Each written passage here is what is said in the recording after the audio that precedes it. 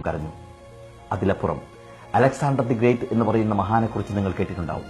അലക്സാണ്ടറിന്റെ സ്വപ്നം ഓരോ രാജ്യങ്ങൾ വെട്ടിപ്പിടിക്കുക എന്നുള്ളതായിരുന്നു.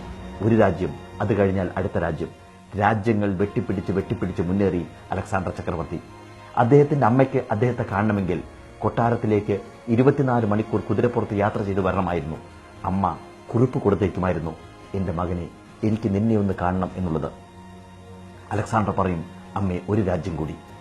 ഓരോ കത്തിനും അദ്ദേഹം പുറത്തെഴുതി കൊടുക്കും, അമ്മേ, ഒരു രാജ്യം കൂടി. രാജ്യങ്ങൾ വെട്ടിപ്പിടിച്ച് മുന്നേറി അലക്സാണ്ടർ ചക്രവർത്തി. അദ്ദേഹം നമ്മുടെ ഭാരതത്തിലും വന്നു. ഇവിടുന്ന് തിരിച്ചു പോകുന്ന സമയത്താണ് അദ്ദേഹത്തിന് മാരകമായ രോഗം ബാധിച്ചത്. മുത്തും മരതകവും മാണിക്യവും പവിഴവും പതിച്ച കട്ടിലിൽ, ലോകത്തിലെ ഏറ്റവും വില കൂടിയ കൊട്ടാരത്തിൽ അദ്ദേഹം മരണത്തെ കാത്തു കിടക്കുകയായിരുന്നു. ചുറ്റും ഡോക്ടർമാർ കൂടി നിൽക്കുന്നുണ്ടായിരുന്നു. അവർ അദ്ദേഹത്തിന്റെ കയ്യിൽ പിടിച്ചു നോക്കിക്കഴിഞ്ഞതിന് ശേഷം പറഞ്ഞു, മിസ്റ്റർ അലക്സാണ്ടർ, നിങ്ങൾ 8 മണിക്കൂറിനുള്ളിൽ മരിക്കാൻ പോകുന്നു എന്നുള്ളത്. അദ്ദേഹത്തിന്റെ കണ്ണുകൾ നിറഞ്ഞൊഴുകി, ചുണ്ടുകൾ വിറച്ചു. അദ്ദേഹം ചോദിച്ചു, ഞാൻ എന്തു വേണമെങ്കിലും നിങ്ങൾക്ക് തരാം.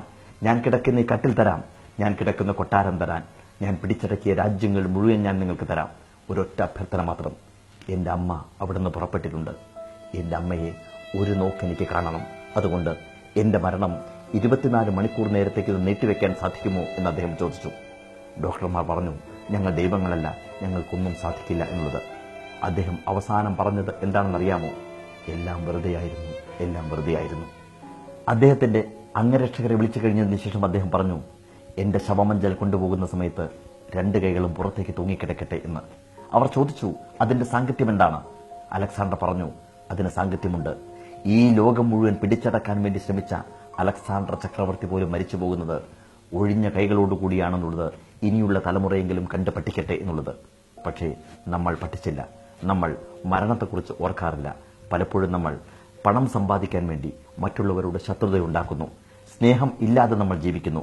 നമ്മൾ പലപ്പോഴും സ്നേഹിക്കാൻ മറന്നുപോകുന്നു. അതുകൊണ്ട് ഒരൊറ്റ വാക്ക് മാത്രം, എല്ലാവരെയും ഹൃദയപൂർവ്വം നമുക്ക് ആശ്ലേഷിക്കാം, സ്നേഹിക്കാം.